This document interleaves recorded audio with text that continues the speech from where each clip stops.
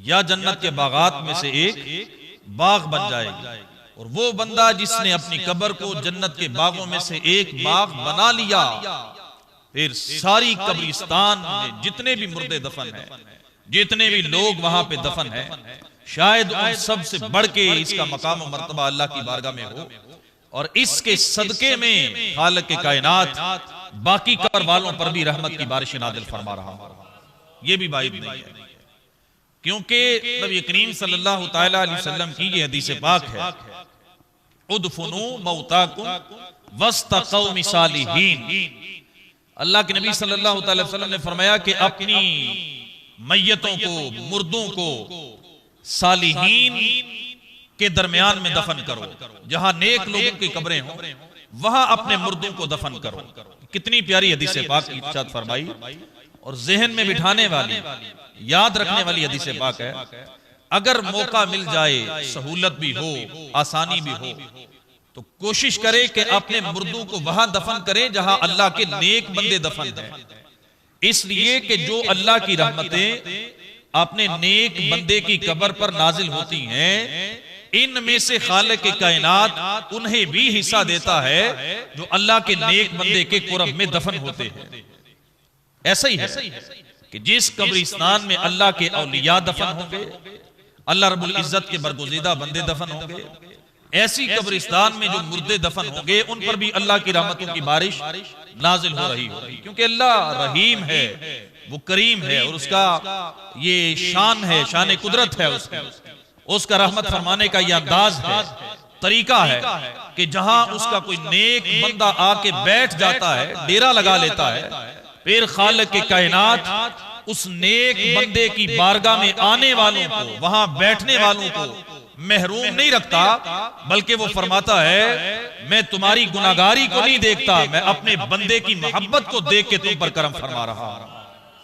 ये अंदाज है, ये उसकी रहमत का अंदाज है कि जहां पे उसके नेक बंदे होंगे वहां पर खालिक के कायनात की जो रहमतें बरसेंगी, अल्लाह उनमें से उसे भी हिस्सा अता फरमाएगा जो नेक बंदों में फकत आके बैठ गया।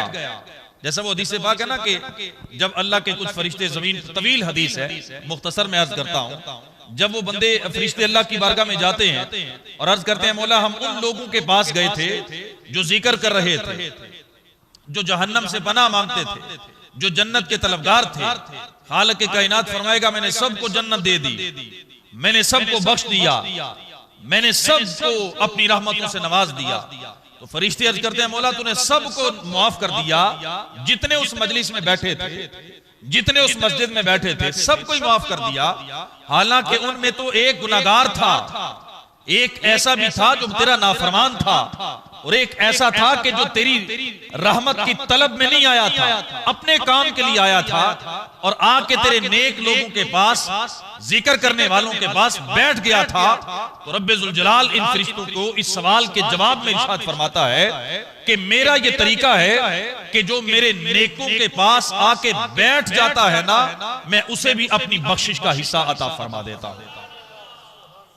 ये अल्लाह की रहमत का तरीका है। तो हम अगर किसी अल्लाह के वली की कब्र के पास जाएं, किसी मुसलमान की, किसी नेक बंदे की कब्र के पास जाएं, तो अकीदा और दिल में ख्याल ये रखना चाहिए कि ये वो जगह है जहां अल्लाह की रहमत छमाछम बरस रही है। निगाहें झुक जाएं, दिलों में ताजीम पैदा हो जाए, जहन में अदब पैदा हो जाए, फिर इंसान वहां पे हाजिरी अपनी दे। हाजिरी के अंदाज क्या होने चाहिए ये मैं आगे चल के कुछ अर्ज करूंगा इंशाल्लाह, लेकिन अभी मैं ये अर्ज कर रहा हूं कि वो बंदा कि जिसने अल्लाह की बारगाह में अपना मकाम और मर्तबा बना लिया, और ये खालिक के कायनात के दरबार का एक उसूल है, जो उसको राजी कर लेता है फिर अल्लाह पाक भी उसे राजी कर देता है। ये याद रखें, अगर आप अपनी जिंदगी में अल्लाह को राजी करने में कामयाब हो गए तो खालिक के कायनात भी फिर आपको राजी करेगा। ये उसूल है उसकी कुदरत का। हजरत मूसा अलैहिस्सलाम का वाकया जो बुखारी शरीफ में लिखा हुआ है, वो आपने शायद कई बार पहले सुना भी हो कि जब हजरत इजराइल अलैहिस्सलाम आपकी खिदमत में आए और आके अर्ज की कि मैं आपकी रूह कब्ज करने आया हूं, तो हजरत मूसा अलैहिस्सलाम ने एक थप्पड़ हजरत इजराइल के चेहरे पे मारा। और इतना जलाली थप्पड़ था कि हजरत इजराइल की आंख निकल के बाहर आ गई। तो हजरत इजराइल अलैहिस्सलाम आंख लेके अल्लाह की बारगाह में हाजिर होके फिर अर्ज करते हैं, परवरदिगार तूने मुझे एक ऐसे बंदे के पास भेजा है कि जो मरना ही नहीं चाहता। अब आप तसव्वुर करें, किसी की जुर्रत है कि हजरत इजराइल उसे कहें कि मैं तेरी रूह कब्ज करने आया हूं, और वो आगे से चूं भी करे। किसी के अंदर ये ताकत है कि वो आगे से बोले कि नहीं मैं मरना नहीं चाहता। लेकिन ये अल्लाह वालों की, अल्लाह की बारगाह में वो इज्जत है, वो मकाम और मर्तबा है कि थप्पड़ मारा, आंख निकाल दी, आंख निकली हुई अल्लाह की बारगाह में लेके आए। अर्ज की, परवरदिगार तेरे नबी ने मुझे थप्पड़ मारा है, मरना नहीं चाहते।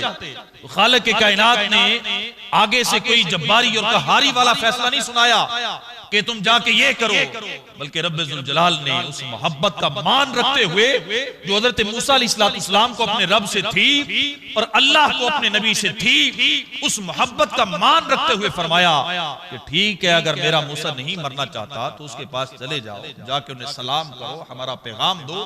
बोला क्या पैगाम दो? और मैं बैल ले जाओ एक, और मेरे नबी से कहना कि इस बैल के ऊपर हाथ रखो, जितने बाल आपके हाथ के नीचे आएंगे अल्लाह पाक उतने साल आपकी उम्र बढ़ा देगा। हजरत इजराइल आए, आके सलाम किया। सलाम के बाद अर्ज की, हुजूर अब मैं पैगाम लेके आया हूं, रूह कब्ज करने नहीं आया, अब मैं अल्लाह का पैगाम लेके आया हूं।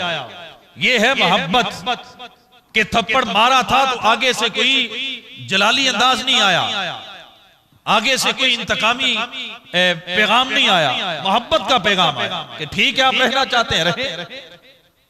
अर्ज की, हुजूर इस बैल के ऊपर हाथ फेरिए, जितने बाल आपके हाथ के नीचे आएंगे अल्लाह पाक उतने साल आपकी जिंदगी तवील फरमा देगा।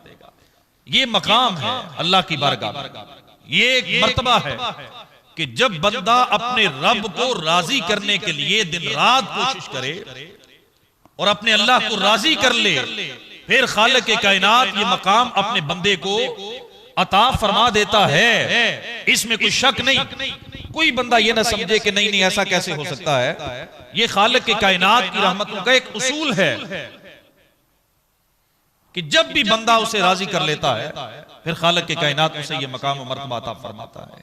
सुनिए हजरत मूसा अलैहिस्सलाम ने इजराइल अलैहिस्सलाम के इस जवाब में क्या जवाब इरशाद फरमाया। आपने कहा कि अल्लाह रब्बुल इज्जत की बारगाह से ये पूछो कि ये जितने साल बढ़ेंगे इसके बाद फिर क्या होगा, यानी इतने साल मैं और जी लूंगा, इसके बाद क्या होगा। तो जवाब आया कि इसके बाद फिर मौत होगी, इतने साल गुजर जाने के बाद फिर मौत होगी, ये तो आएगी। आपने फरमाया फिर इतने सालों के बाद क्यों, आज ही मेरी रूह कब्ज कर ली जाए, लेकिन मेरी शर्त यह है, अर्ज यह है अल्लाह की बारगाह में कि मैं यहां नहीं मरना चाहता, मैं चाहता हूं कि मैं बैतुल मक़दस के पास जाके वहां मेरी कब्र बने, मैं वहां पे जाके मरना चाहता हूं, वहां दफन होना चाहता हूं जहां अल्लाह के कई बरगुज़ीदा नबी आराम कर रहे हैं। ये हजरत मूसा अलैहिस्सलाम अल्लाह के नबी होने के बावजूद अपने दिल में यह तमन्ना किए बैठे थे कि मेरा ये जी चाहता है कि मुझे वहां दफन किया जाए जहां अल्लाह के बरगुज़ीदा अंबिया की कब्रें हैं। 70,000 अंबिया किराम बैतुल मक़दस के आसपास मदफून है। ये बरकतों वाली जगह, ये रहमतों वाली जगह जहां पे खालिक के कायनात की रहमत छमा छम बरस रही है, मैं वहां दफन होना चाहता हूं। ये अकीदा, ये सोच, ये